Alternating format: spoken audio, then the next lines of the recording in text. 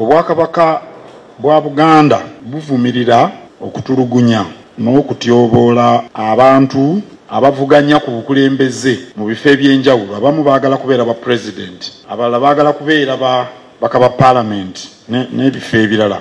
Naye ng'Obwakabaka twagala ddembe, twagala mirembe mu Uganda.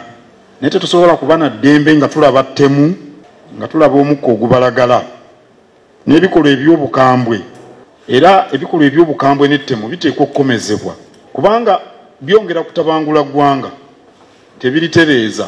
Kati emikutu gyonna egy'ensi zonna gyogera ku sambattuko obuli mu Uganda.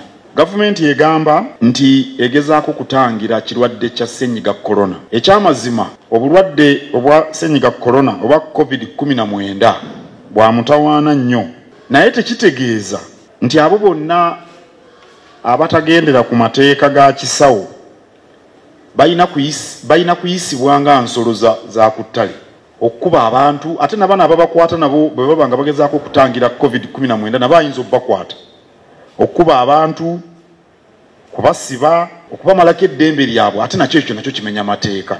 Awo nno gavumenti tesaana kumenya mateeka ng'ate yeekwasa COVID-19. Newandibadde abantu balina okwewala okukwatibwa ssenyiga korona, era kirungi abantu okugendera ku biragiro by'abasawo.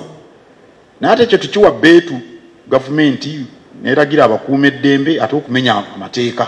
Kizibu okukkiriza nti omuwendo ogulina okusasulwa olw'okwewala COVID-19 kwe kutta abantu oba okubakutulako amagulu nga bwe twalabye, oba okubasiba mu makomera n'okubatulugunya.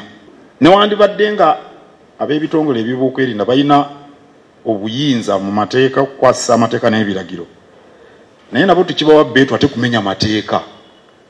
Kuba bw'okuba omuntu atalina kissi n'omukuba ekyasi n'agwa ku ttaka, obeera omenya amateeka, obeera mutemu.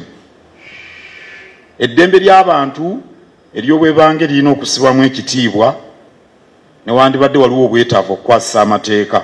Nze ndabye abantu abalala bangi nga bakuŋŋaanye nga bayisa ebivvulu bo nga tebabafaako. Tubalabye, nabalaba eyo mu Arua, TV zaatulaga abantu mu Arua, TV zaatulaga abantu eggulu nga tebabafaako. Abantu bwe bayisa ebivvulu mu Arua bo tebasiiga COVID-19. Bwe bayisa ebivvulu eruuka olwo lwe bayisa COVID-19. Awo nno eddembe ly'abantu lisaana okusibwamu ekitiibwa kubanga twagala mirembe mu nsi yaffe.